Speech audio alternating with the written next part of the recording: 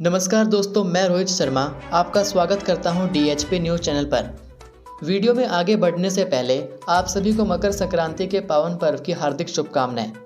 मकर संक्रांति का यह पावन पर्व आप सभी के जीवन में भरपूर खुशियां और समृद्धि लेकर आए। चलिए शुरुआत करते हैं और जानते हैं आज के मुख्य समाचार।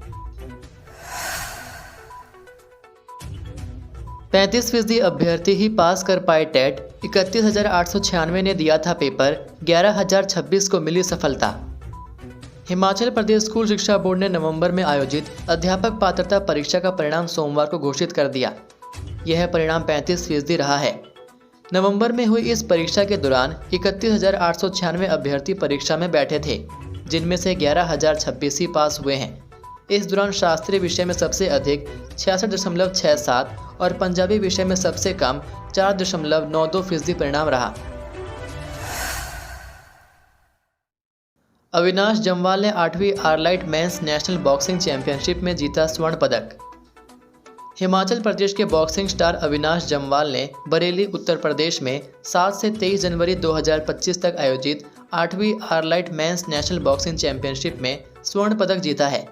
जम्वाल ने 65 किलोग्राम वेट कैटेगरी में शानदार प्रदर्शन किया। पहले दौर में जम्वाल ने एसएसबी के गत चैंपियन वंश को हराया। इसके बाद सेमीफाइनल में कॉमनवेल्थ गोल्ड मेडलिस्ट और ओलंपियन शिवा थापा को मात दी। फाइनल में उन्होंने रेलवे के बॉक्सिंग चैंपियन अमित को हराकर स्वर्ण पदक अपने नाम किया। जम्वाल ने अपनी सफलता का श्रेय अपनी कड़ी ट्रेनिंग और कोचों की मेहनत को दिया। उन्होंने कहा कि यह जीत उनके लिए एक नई शुरुआत है और वह आने वाले दिनों में और बेहतर प्रदर्शन करने के लिए तैयार हैं।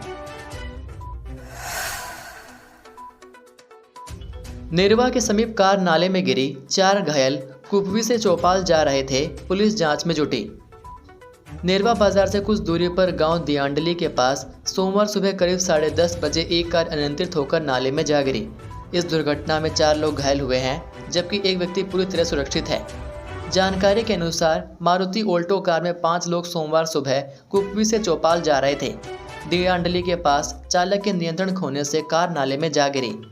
दुर्घटना के समय वहां से गुजर रहे अन्य वाहनों की सवारियों और गांव वासियों ने घायल लोगों को नाले से सड़क तक पहुंचाया। उसके बाद हादसे की सूचना नेरवा पुलिस थाने में दी गई। लोगों ने घायलों को अपनी गाड़ियों में सिविल अस्पताल नेरवा पहुंचाया।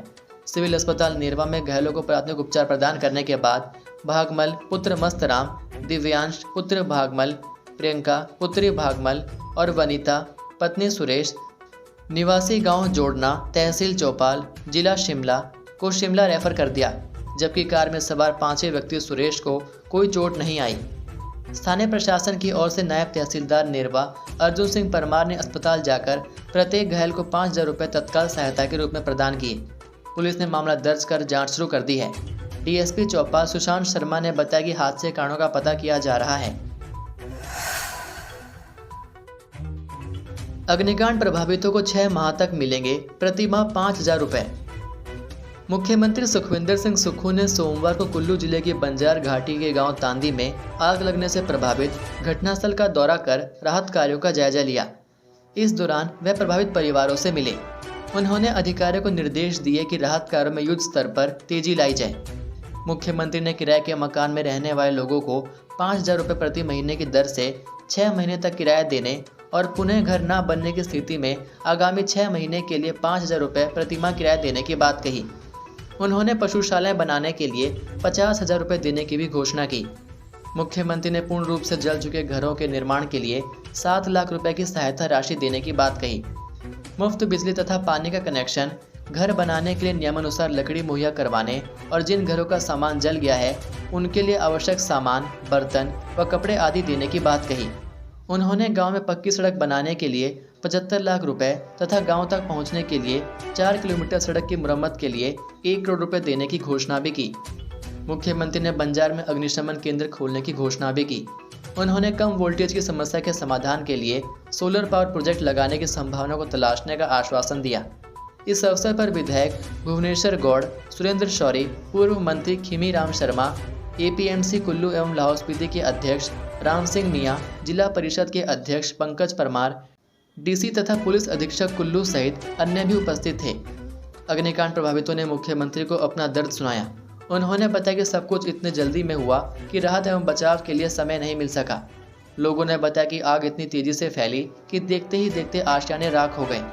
सामान आदि बचाने की सारी कोशिशें नाकाम हो गई। मुख्यमंत्री ने कहा कि भवन इस प्रकार से तैयार करें कि उनमें लकड़ी का कम इस्तेमाल हो और आग लगने की स्थिति में नुकसान कम हो सके। इससे आग लगने की स्थिति में नुकसान को कम किया जा सकेगा। हिमाचल में इस दिन से फिर बारिश बर्फबारी के आसार, 9 स्थानों का न्यूनतम पारा माइनस में। हिमाचल प्रदेश में 14 जनवरी की रात से एक नया पश्चिमी विक्षोभ सक्रिय होने की संभावना है। इसके प्रभाव से राज्य में फिर बारिश बर्फबारी का पूर्वानुमान है। मौसम विज्ञान केंद्र शिमला के अनुसार 16 से 19 जनवरी तक मध्य और उच्च पर्वतीय क्षेत्रों में कुछ स्थानों पर बारिश बर्फबारी के आसार हैं।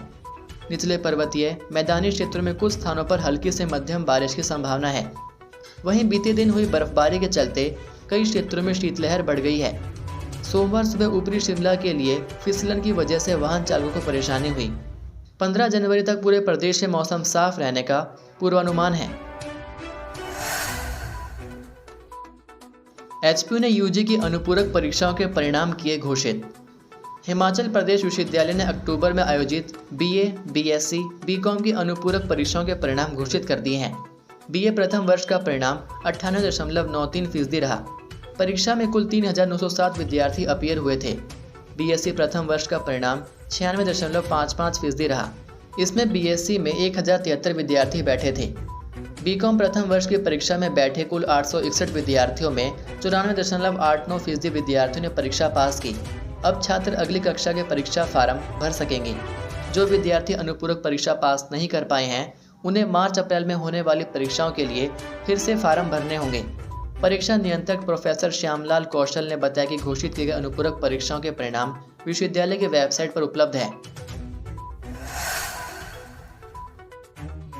काजा के लिंगटी के पास युवाओं ने बनाई बर्फ की गुफा। काजा उपमंडल के अंतर्गत लिंगटी गांव से 200 मीटर की दूरी पर लिंगटी पुल के पास युवाओं ने पर्यटकों को आकर्षित करने के लिए कड़ाके की ठंड में पानी को जमाकर गुफा तैयार की है। यहाँ चाय नाश्ते का भी प्रबंध है। पानी जमाकर गुफा बनाने वाले युवकों ने बताया कि बर्फ की गुफा के निर्माण में करीब 27 दिन लगे। युवकों ने बताया कि गुफा को तैयार करते समय कुछ युवा ठंड से बीमार भी हुए, लेकिन उन्होंने हिम्मत नहीं हारी। उन्होंने कहा कि स्थानीय विधायक ने भी उनके कार्य की प्रशंसा की। यहाँ पहुंचे पर्यटकों ने बताया कि कई जगह घूमकर आए, लेकिन बर्फ से बनी सुंदर गुफा पहली देखी। बर्फ की गुफा में रविवार को विधायक अनुराधा ने भी युवाओं की ओर से तैयार की गई गुफा में चाय का आनंद लिया। इस तरह गुफा तैयार करने के लिए युवाओं की सराहना की। उन्होंने कहा कि इस प्रकार के प्रयासों से पर्यटन को भी बढ़ावा मिल सकता है। जल शक्ति विभाग के कर्मचारी ने रावी में कूदकर दे दी जान। खैरी क्षेत्र के समलेऊ में एक व्यक्ति ने रावी नदी में कूदकर आत्महत्या कर ली। मृतक की पहचान मनिंद्र कुमार, उम्र 35 वर्षीय, निवासी गांव साल, डाकघर जांगी, तहसील चंबा के रूप में हुई। वह जल शक्ति विभाग में पंप ऑपरेटर के रूप में अपनी सेवाएं दे रहा था। शनिवार रात को मनिंद्र कुमार ने अचानक समलेऊ के समीप रावी नदी में छलांग लगा दी। घटना की जानकारी मिलते ही सहयोगी कर्मचारियों ने खैरी थाना को सूचना दी, जिसके बाद खैरी पुलिस ने मौके पर जाकर तलाश शुरू की। रविवार सुबह के समय मनिंद्र का शव रावी नदी में बरामद किया गया। पुलिस ने शव को अपने कब्जे में ले लिया। घटना के सभी साक्ष्य जुटाकर नागरिक स्वास्थ्य केंद्र डलहौजी में शव का पोस्टमार्टम कर शव परिजनों को सौंप दिया गया। मृतक के परिवार वालों ने किसी पर शक नहीं जताया है। घटना की पुष्टि एसपी अभिषेक यादव ने की है। राष्ट्रपति पुरस्कार से सम्मानित महान शास्त्रीय संगीतकार और लोक कलाकार का निधन। हिमाचल प्रदेश के सांस्कृतिक और संगीत जगत में एक विशेष स्थान रखने वाले प्रोफेसर नंदलाल गर्ग का 92 वर्ष की आयु में शिमला में निधन हो गया। वह न केवल एक महान शास्त्रीय संगीतकार और लोक कलाकार थे, बल्कि एक प्रसिद्ध लेखक और सांस्कृतिक संरक्षक भी थे। उनके निधन से पूरे राज्य और सांस्कृतिक समुदाय में शोक की लहर है। प्रोफेसर गर्ग का जीवन हिमाचली संगीत, कला और संस्कृति को संरक्षित और प्रोत्साहित करने के लिए समर्पित था। वह शिमला के प्रसिद्ध धामी घराना के वंशज थे, जिसकी परंपराओं का गहरा प्रभाव उनकी संगीत साधना पर पड़ा। उन्होंने हिमाचली लोकगीतों, वाद्य यंत्रों और शास्त्रीय संगीत को बढ़ावा देने में अपनी महत्वपूर्ण भूमिका निभाई। प्रोफेसर गर्ग को 2023 में संगीत नाटक अकादमी द्वारा राष्ट्रपति पुरस्कार से सम्मानित किया गया। यह प्रतिष्ठित पुरस्कार उनके जीवन भर के योगदान का प्रतीक है। वह हिमाचल प्रदेश विश्वविद्यालय के पहले संगीत अन्वेषकों में से एक थे और उन्होंने यहाँ अनेकों छात्रों को संगीत शिक्षा प्रदान की। उनके मार्गदर्शन में अनेक युवा कलाकार अपनी पहचान बनाने में सफल हुए।